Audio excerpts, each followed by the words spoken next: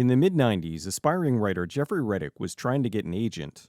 He spoke to a few different ones, and they suggested the best way to get some attention was to write a spec script for a current TV series, one that was hot at the time. He thought about it and decided to write up something for one of his favorite TV shows, The X-Files. The X-Files was a series that had a rough first year, ranking 105th out of 128 shows released in the 1993 to 94 season. However, year after year, the show's popularity increased, and it went on to become a pop culture phenomenon. Reddick loved the show and tried to think of an idea that would work for the series. One day, he was on a flight home when he read an unusual article. He said, "I read about a woman who was on vacation, and her mother told her not to take the flight she was planning to take home as she had a bad feeling about it. The woman changed it, and the plane she was supposed to be on crashed. This sparked an idea. A group of strangers get off a plane because of one person's premonition, and the plane crashes. What if those people who got off the plane were supposed to die, so death comes after them?" As a way to fit it in with the X-Files, it revolved around Agent Scully's younger, lesser-known brother, Charles. Charles has a premonition the plane he's on is going to explode. As he's taken off the plane, he warns the other passengers, and a few follow him. Moments later, after liftoff, the plane crashes to the earth. Shortly after that, the survivors start to die one by one under mysterious circumstances, and Agents Mulder and Scully are called in to investigate. While the concept of cheating death is in the script, it focused more on the relationship between Dana and her brother. Reddick took some additional inspiration from the movie Soul Survivor, and even included a moment in the script where the movie's playing on TV. Soul Survivor is about a woman who survives a plane crash, only to be followed by Death's minions, who are there to kill her and collect her soul. He wrote a 57-page spec script and called it Flight 180. Wanting to get some feedback, he let some of his friends read it. They told him it was a really good idea and would probably work better as a movie. He took that advice and changed it to a standalone movie script. His first draft was very different than the spec script. First and foremost, the obvious change was that it no longer had anything to do with the X-Files. The expanded story was now about a group of adults on a plane. Alex has a premonition, some of the passengers get off, and they watch in horror as the plane crashes to the earth. The survivors start to die under mysterious circumstances. Something is making them commit suicide. It turned out that thing was the Angel of Death. Alex seemed to be the only one who wasn't being targeted. In the end, they discover Alex was supposed to be the only one who got off the plane, which is why he lives. However, everyone else that joined him was supposed to die, which is why Death is out to claim them. Alex falls in love with one of the other passengers, Kimberly. They have sex, and she gets pregnant. Months go by, and Kimberly believes that since she is the harbinger of new life, that'll save her. Death can't get to her because she's carrying an innocent soul. The end of the script is Kimberly delivering the baby in a hospital. She has a baby girl, and they're playing this happy music to lighten the mood. Right afterwards, the hospital lights flicker, the room begins to shake, and the door to the ER flies open. The Angel of Death roars into the room, and it cuts to black. With Kimberly's baby delivered, it's time to collect her soul. It was a big shock ending that the writer thought would send a good jolt to the audience. Nobody cheats death. It was 1996, and at the time, the horror film Scream was a huge surprise hit. It was super hot for New Line and movies in general. Studios were clamoring for horror films that broke out of the stock molds they'd been catering to for the past few years. Unfortunately, this led to the market being flooded with self-referential teenage slashers. Reddick knew a producer who was looking for some ideas for potential films. He sent a few scripts over, including Flight 180, which he never sent to Fox. They loved Flight 180, but wanted him to make some changes for the Scream audience. New Line decided they wanted to court more of that young demographic. So the first thing they had him do was change the ages of the characters. They wanted them all to be teenagers. Reddick was fine with that, as long as he could make the characters interesting. Too many slasher films relied on characters that weren't much more than teenage cannon fodder. He wanted to write them to be fully three-dimensional characters, each one interesting in their own way, and not just some idiot you wanted to see die. Reddick then spent the next 6 months changing this into a 12-page treatment. In the initial script, the characters didn't know each other. With the treatment, the characters were now high school classmates on a summer trip to Europe. Some visuals from the X-Files script carried over, like the shadowy figure of Death rising out of the body of the sheriff. They sent the treatment to the executives at New Line. They liked it, but couldn't wrap their brains around the killer being death. One of the producers told New Line if they passed on it, they were taking it to Miramax, so they said, okay, we'll buy it. Reddick sold the treatment to New Line for $100,000. He then took the treatment and fleshed it out into a full first draft. When Reddick was writing the script, he really wanted to make it something special. He lamented the current state of horror and wanted to do something different. In his head, he saw Flight 180 starting the next wave of genre films. It's smart, not just a bunch of dumb kids being chased in the woods. He saw how A Nightmare on Elm Street took horror in this fresh new direction back in the 80s, Scream did this in the 90s, and he wanted to do something like that now with Flight 180. He was hoping to take horror to a new level and make the movie more than just another slasher. The studio liked his script, but as what often happens in the industry, they wanted to bring in somebody else for a rewrite. They put together a list of writers they wanted to work with, and at the top of the list was Glen Morgan and James Wong. Morgan and Wong graduated from Loyola Marymount University in 1983. They immediately began working on a project that would eventually become the movie The Boys Next Door. Years later, they got into TV, working as editors on Night Watch in 1988. This led to them becoming story editors on Booker, 21 Jump Street, and then supervising producers on Wise Guy. They were co-executive producers on 100 Lives of Blackjack Savage and The Commish. This led them to what they're most known for, writing, producing, and directing some of the best-known episodes of The X-Files. The studio reached out to them, but they had to turn down the offer because at the time, they were busy working on their show Millennium. Since New Line couldn't get Morgan and Wong, they spent the next year interviewing writer after writer, but couldn't find anyone they were happy with. The process took so long that Morgan and Wong's agent reached out and said that they were in between seasons on Millennium and were now free to make the movie. Morgan and Wong took the current draft and began their own rewrite. Morgan was doing research into Paris and was paging through a guidebook. He stopped on a page with a guillotine from the Reign of Terror. Then he flipped again, and it was a picture of Jim Morrison's grave. He thought this stuff was gold, and they needed to build on it, incorporating subtle little nods to death throughout the script, letting the characters know that death was near. The original script had a slasher-style killer, death personified. The shadow of death gave the survivors horrible visions of their dead friends and relatives, which drove them to suicide. Towards the end, the Angel of Death is seen as a physical entity that even talks to the characters. Death fails to get Kimberly to kill herself, so it switches from passive to full-on aggressive and kills one of the survivors. As the rewrites continued, they realized just how hokey that would be. Besides, the personification of death was something that was just done in 1996's The Frighteners. Also, at the same time, the movie Fallen was out, where the devil was taking over the bodies of different people. They didn't want to do that either. They figured it would be more interesting to take the approach that death is aligned with fate. In what would become one of the most quintessential changes to the script, they decided instead of a physical entity, it should be death itself. While working on the script, Morgan and Wong were watching lots of Val Lewton horror movies from the 40s. Movies like Cat People, where it was all shadows because they couldn't afford monsters. This ended up making the film subtle and creepy. They decided to use this idea to suggest death was a force that was hunting the characters down. They rewrote the script to make death a presence, not a person. There's no longer a physical manifestation of death. It's a malevolent force that starts a series of events that leads to the person's end.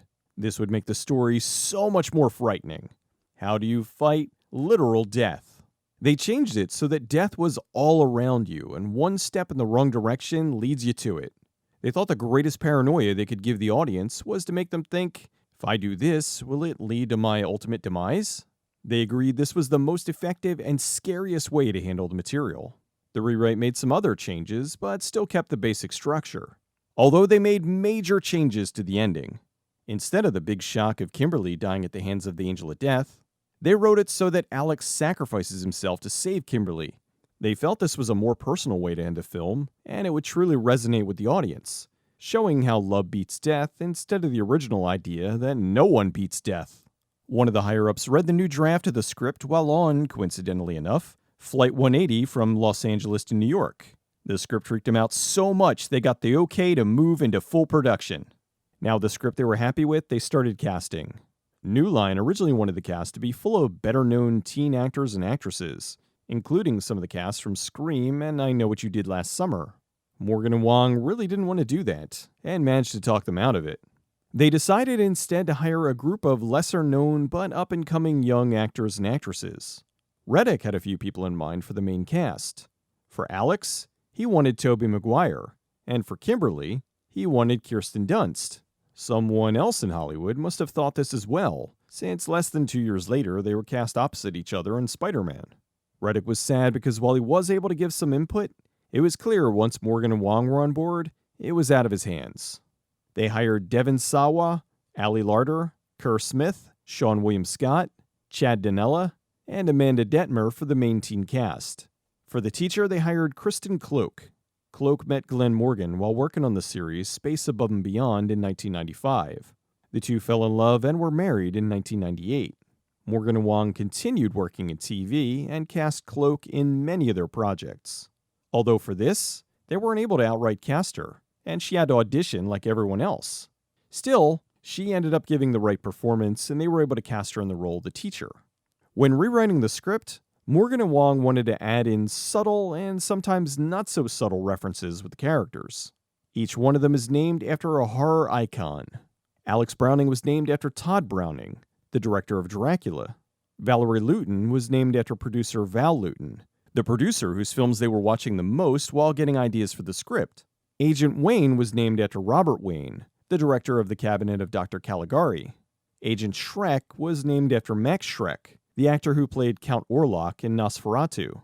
Todd Wagoner was using the first name Todd from Todd Browning, the director of Dracula. George Wagoner was the director of The Wolfman. Billy Hitchcock is named after legendary horror director Alfred Hitchcock. Terry Chaney was named after Lon Chaney. Clear Rivers was the one that fell outside of the horror names. Originally, the character in the script was named Kimberly, but Morgan and Wong changed it to Clear, which was the name of their assistant, Clear Haddon. The last name they used was Rivers, which was the name of a family friend. There were others, but you get the idea. Morgan and Wong felt they couldn't make a film without death, without a segment in a funeral home. In Reddick's script, there was a character named Randall Sykes, a guy whose wife and friends died on a hiking trip. He knows firsthand what Alex is going through because he went through something similar. As a way to incorporate the location into their script, they rewrote the character of Randall into William Bloodworth, the Mortician. Instead of being a survivor that actively tried to help Alex, he's now more of a passive character.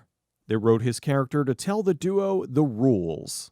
William Bloodworth was a pseudonym Morgan and Wong frequently used for themselves. Back in 1991, Morgan and Wong helmed The 100 Lives of Blackjack Savage. They initially wanted to cast Tony Todd, but the studio hired Stephen Williams. They kept Tony Todd in mind, and he was the only person they wanted to play the role of the Mortician. Since the budget was relatively lower, they aimed to shoot the film in Canada. They started filming in May of 1999 with a budget of around $20 million. Even though this was considered lower budget for a studio film, the duo was overjoyed to be working on it because they didn't have the limitations of TV. They had more time, money, and freedom. The movie had a heavy lean into the title, Flight 180. They added little effects like Alex's clock short-circuiting into 180, which then fades into the sign at the airport. They filmed in areas in and around Vancouver. When not on location, they had some sets built. The airport was a combination. The exterior was the Vancouver International Airport, but the interior was sometimes the real building and other times a set. For the exterior, they had to shoot with the camera facing away from the airport, because pointing it in the other direction, you could tell it was Canada. The biggest giveaway was the Canadian flag, which the airport refused to take down for the production team. When Alex is looking at the airplane, it's a model composited into the scene.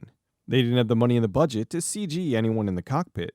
This actually worked in their favor because it made it creepier. The interior of the airplane was a set. They built roughly 1/3 of the interior of a 747 and placed it on a gimbal. A gimbal's a device that is a pivoted support that can rotate an object on an axis. It was able to shift the plane up or down 60 degrees and 45 degrees side to side. They had this set on there which allowed them to move it around to give the appearance of an airplane ascending and then descending. The gimbal broke numerous times while filming, which made the airplane segment take much longer to shoot than they planned. In the original script, the two brothers, Todd and George, were written as sisters, Monica and Lydia. Morgan and Wong decided to change them to brothers. Originally, when Alex has his vision, he immediately gets off the plane. One of the higher-ups at New Line suggested that he see some of his premonitions coming true before he freaks out enough to get off the plane. So they added in the little bits where he sees his premonitions starting to come true. For the big explosion, the airport obviously wouldn't let them blow out the windows, so they had to do this on a set. The airplane here was a model that they blew up and composited into the scene. The entire airport segment had all sorts of elements of foreshadowing and dark humor. They wanted to mess with the audience, so they made some small, subtle changes. After they cheated death, reality was skewed. They moved some things around on the set. For example, after they got off the plane, the coffee bar is in a different location. Hey, knock it off!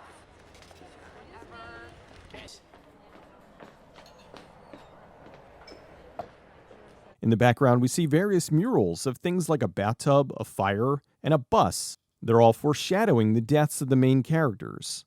After Alex and the group leave the plane, the pictures are now in a different order. The plane luggage cart has a 666 on it.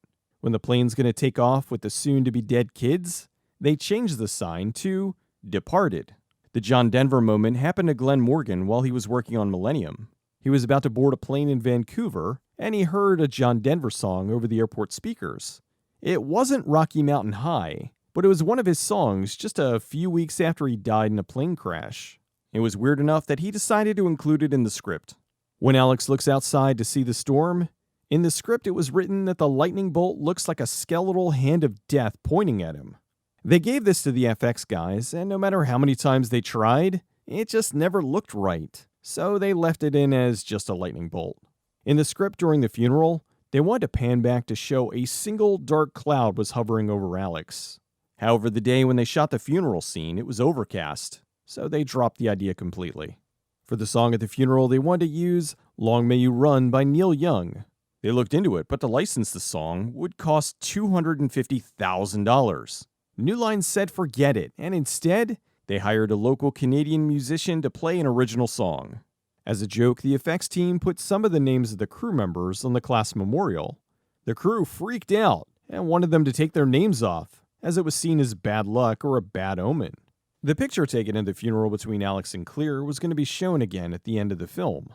The Alka-Seltzer bit was an homage to Jaws. They wanted to convey that Death had a very sick, sadistic personality, that it enjoyed the lengths it went through to get these people to die. After the script was coming together, they decided to make each death like an elaborate Rube Goldberg machine, where it would start in one place and would go through these various elements to kill the person. This made each death a surprise. You knew it was coming, you just didn't know how, and in some cases, who. They also worked to balance the gore and the scares. They wanted to make it like Psycho, where turning on the shower was as important as the knife slash. They wanted to strike a balance and not go too far overboard with the gore. This really became evident with Todd's death, who was the first character to die after the plane crash. They originally went way overboard with Todd's death. He didn't just accidentally strangle himself to death. They had his head decompose, so they made 5 different heads, each in different stages of decomposition, with the final one being covered in maggots.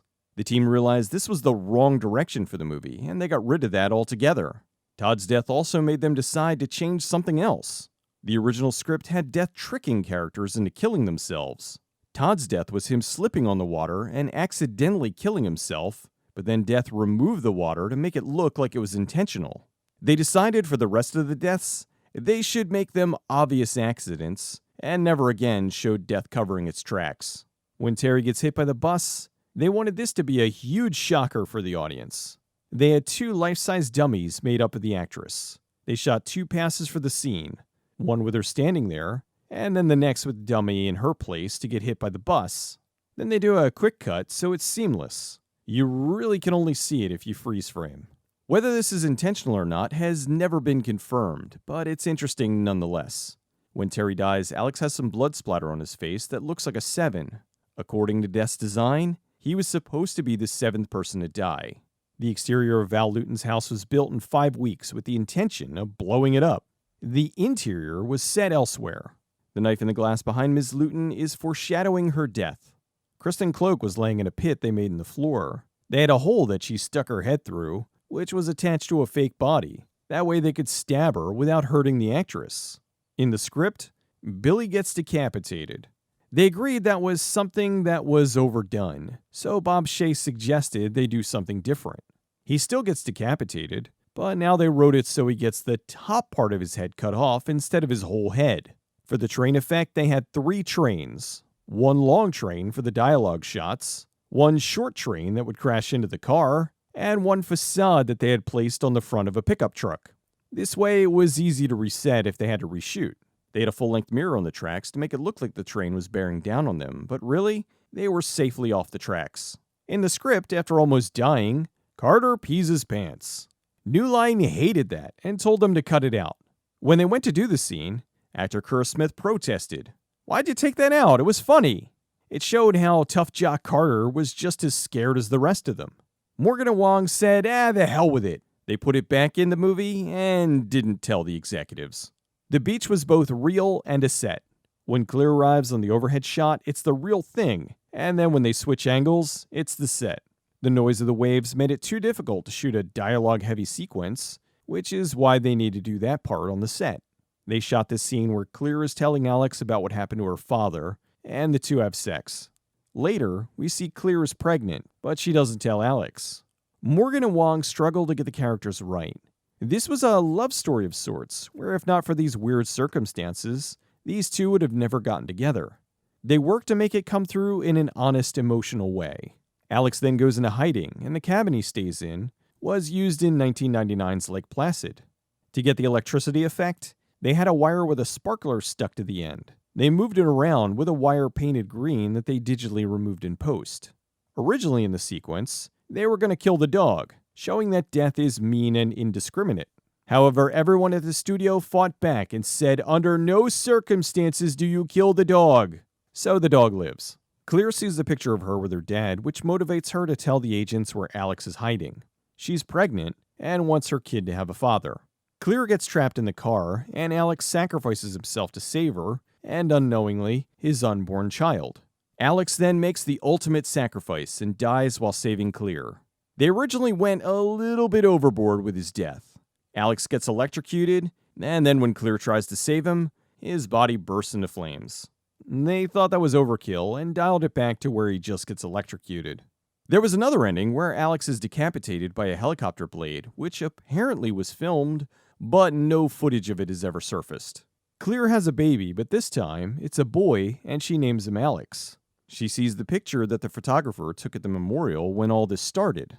She then goes to see the memorial and talks to the other survivor, Carter. Earlier in the film, Alex is walking, and there's a leaf that falls to the ground. This happens again now at the end, to show that Alex will always be with Clear. Morgan and Wong saw the ending as a message of hope. How Alex's sacrifice ended up saving 3 lives. They wanted to convey that the only way to truly beat death was to live your life. They wanted to be uplifting and different from your average horror film. Producer Craig Perry said, "You might think this is a horror movie in a classic sense, just death and blood, but we're trying to work a little beyond that." They were hoping to invoke more in common with movies like The Omen, something with atmosphere and suspense. Now after filming, they moved into post. As they worked on their cut of the film, they ran into some roadblocks. Morgan and Wong had a fight with the studio over the plane explosion scene. In the original script, there was a delay from when the plane exploded to the glass blowing out. The studio wanted them to happen simultaneously. Morgan and Wong argued that there would be a delay until the shockwave hits. While doing research for the script, they were watching documentaries about the testing of the Apollo rockets. When the rockets launched, there was a delay with the sound. They fought because it would make the scene so much more effective, as well as accurate. They won and were able to do the scene as it was written. The studio also wanted them to cut out most of the dialogue with Bloodworth in the morgue, saying it slowed the movie down too much. They argued their points and were able to keep most of it in. New Line believed that test audiences were very important. They took Morgan and Wong's cut and screened it for an audience that would be interested in this type of film. For most of the film, the audience was all in with the movie. Then it derailed. At every screening, it was the same thing. They got notes telling them what they liked and disliked. Audiences didn't like it when Alex and Clear have sex, and they were uncomfortable with Clear being pregnant. If you were to describe the movie to a friend, what would you say? Gay. They lost interest during the long dialogue and love scene, lost interest again when Clear finds out she was pregnant, and then by the end, really lost them with the bittersweet ending. Audiences also hated Carter, and were angry that he lived and Alex died. The New Line executives agreed. They thought the baby ending was too sweet and predictable. They said this was not going to pull in the postmodern scream crowd that they were trying to attract.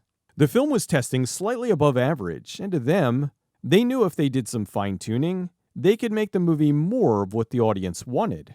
Bob Shaye, the head of New Line, said the film started off strong, and now they needed it to finish strong. After taking in all the screening notes, New Line insisted on doing some reshoots to fix the film.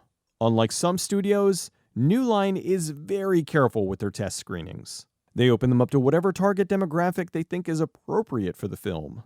They always check and read the ages of the people handing in the cards. For example, if they screened a teen horror film and they got a negative response from a guy in his 50s who says he doesn't like horror, they aren't going to put as much stock in his comments as they would a teenage horror fan.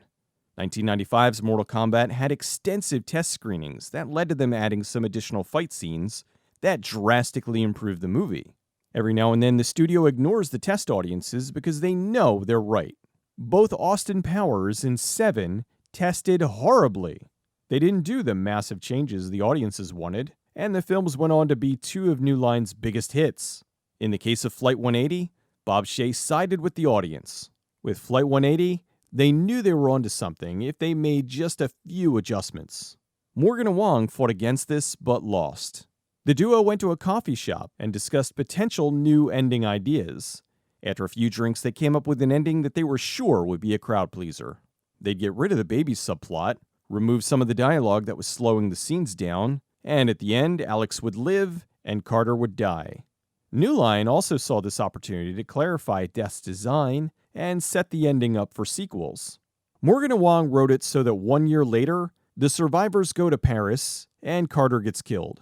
It was too expensive to shoot in Paris, so they took a street in Vancouver and dressed it up to look like Paris. They planned to shoot for an additional 6 days, which would cost around $2 to $3 million. They returned 4 to 5 months later for the reshoots. Ali Larter's hair was now blonde for another project she was working on, so they had to recolor her brunette to match her original look. They reshot the dialogue with Clear and the agents, removing the whole pregnancy storyline. The garage sequence was now using a mixture of old and new footage. Usually when you see Clear, it's the old footage, and when you see Alex, it's the new footage. They shot it so he gets launched off the car and lives instead of dies. They want to give the illusion that he died, so the ending fades to white and the airline tunnel, like the tunnel into the afterlife. They ended up turning Rocky Mountain High into a running joke. It's played at the beginning, it's played again at Miss Luton's house, and now with the new ending. Although now it's in French, so some of the audience didn't notice. It was now months after the initial shoot, and it was too cold to pretend it was summer, so they changed the ending from 1 year to 6 months. They had actor Kerr Smith stand in front of a green screen, and they had a model of the sign swing into frame. As one last tie-in to the original title, they had the sign designed to be a backwards 180. They recut the film with the new footage and tested it for a new audience. Now the audience was cheering all the way through, and they were screaming at the end. Morgan and Wong were at the screening. At the end, they turned around to see Bob Shaye sitting behind them with a grin that said, "I told you I was right." Morgan was still sad about the changes. It was said, "We went for something a little more sentimental and a little deeper, and they just wanted more death." With the changes, the audience scores improved over 50%. Shaye saw the overwhelming audience reaction and thought this film had major franchise potential. The last problem was the current title. Keeping Flight 180 as the title would be limiting. There was only so much they could do with the name Flight 180 for sequels. New Line decided the name had to be changed. With some of the comments they were getting about the film, it seemed the name was making them think it was going to be more of an airline disaster film, like Airport 77. Also, this was just a few years after airplane action thrillers like Turbulence and Air Force One, so they wanted to make a name change to make it clear this was something else. New Line changed the name to Final Destination, something they felt fit the film better. Morgan and Wong fought to keep the original title, but they were overruled. Since they now had the name change, they went back and added in a little insert shot where you see Final Destination on the airline tag. New Line worked with their marketing to be careful about showing too much with the plane, which went against some of their initial ideas. Originally, they wanted the movie to do for planes what Jaws did for sharks. Initially, they wanted to push the fear angle with airplanes. There have been plenty of movies that have relied on people's fear of flying. Alive, Fearless, and even the segment from the Twilight Zone movie, Nightmare at 20,000 Feet. They knew the airport segment would be scary, but they decided to downplay that in the marketing when they realized the movie was about more than just a plane explosion. New Line originally planned to release the film in February, but with the reshoots, they delayed it until March. Final Destination opened on March 17th, 2000. Many critics skewered the film, saying it was obviously inspired by the tragic crash of TWA Flight 800 in 1996, in which 12 minutes after takeoff, a short circuit ignited vapors in the fuel tank, causing the plane to explode and kill all 230 people on board the flight, including 16 high school students and 5 chaperones on a class trip to Rome. Reddick was angry at the comparison and had proof of his original drafts that he wrote before the tragic accident, although apparently some of the footage used in the news segments was from the TWA Flight 800 crash, showing that while that may not have been the original intention, someone involved decided to connect the two. The movie received mostly negative reviews, with only 34 positive reviews out of 97. Critics called it a flat, silly, and badly acted slasher movie, minus the slasher. Critics also claimed the filmmakers didn't know if they were trying to be funny. Morgan and Wong responded, "No, we were intentionally trying to be funny." They thought the ironic dark humor was pretty obvious. None of that mattered because the movie was a hit. It opened in third place after Aaron Brockovich and Mission to Mars. It made a little over $10 million that first weekend, and word of mouth spread, which helped the film take in over $112 million worldwide. The film also made a killing on home video. With the new title, New Line saw franchise and fast-tracked a sequel, Final Destination 2. Reddick had a lot more involvement in the sequel, but I'll cover that another time. Despite going through the troubles of making Alex live in the original, actor Devon Sawa didn't come back for part 2, and they very unceremoniously killed his character off in a news clipping showing he got hit in the head with a brick. It's rumored Sawa didn't return over a pay dispute, which has never been confirmed, but seems very likely, especially when you consider this tweet he later deleted about how he was never paid for his appearance in Final Destination 5. They did recycle the baby premise, but did it in a humorous way, lampooning it a bit. Thank you. Congratulations. Who the hell are they? Final Destination spawned 4 sequels. Each sequel ramped up the killings, making them more elaborate and more violent. Final Destination 5 cost $40 million, and despite it pulling in $157 million worldwide, New Line decided to put the series on hiatus. It's possible this was due to the series moving so far away from its roots. Originally, it was characters that you wanted to live, but now it was an endless parade of idiots that had the audience rooting for death to get them in the most gruesome and unexpected ways. Now, in 2023, it looks like Final Destination 6 is going to happen, although it seems to be more of a soft reboot that revolves around frontline workers. Just recently, as of my writing this, Reddick announced Final Destination 6 is, quote, ready to go, and will start filming once the strike's over. We'll have to wait to see if it channels the creepy vibe of the original, or the campy over-the-top kills of the later ones. 4 is largely considered the worst of the series, with the terrible stereotypical characters. They tried to course-correct with 5, but ticket sales dropped. It was never a series that critics liked, so they really had to rely heavily on the word of mouth from horror fans. Final Destination at its core feels like a mixture of The X-Files and The Twilight Zone. I mean that purely as a compliment. While the praise for the movie largely goes to Morgan and Wong, without the initial idea from Reddick, it wouldn't exist. Although his version would have been quite different, and we'll never know if it would have worked as it was written. He's released his original X-Files script on Bloody Disgusting if you want to check it out. It's interesting, but I think it made for a much better movie. Also, this did lead to him getting an agent, by the way. He's writing, producing, and even was able to direct with his film Don't Look Back, that came out back in 2020. He's now been working in the industry long enough to see that once you sell your idea, it's no longer yours.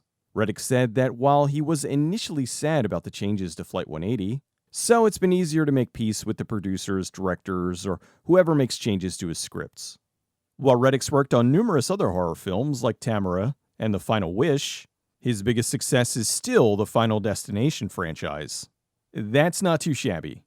Final Destination. It started with the X-Files, it was altered to please the Scream crowd, it was then turned into an emotional story about life and death, and then became a blockbuster franchise about death that just so happened to be helmed by a duo famous for their work on the X-Files. It's one of the few movies where I think you can actually say watching it is like a roller coaster, which is even more on the nose since when they did Part 3, the Death Machine was a roller coaster. In the past, I've discussed movies that were ruined by studio involvement and had people asking for cases where a studio involvement made a movie better. In this case, I'm on the fence because the original ending is not only unexpected, but it's what the original team wanted. However, the new ending is a shock and does cap off the movie on an adrenaline rush, which does feel more tonally consistent with the rest of the film. I was there opening weekend, and remember the audience, myself included, losing it over the ending. It was unlike so many other films that were out at the time. Also, if they went with the original ending, there's a good chance this would have been a standalone film and not a multi-million-dollar franchise. So while some may feel the new ending cheapens the film, I think in this case, most would agree that the studio made the right call.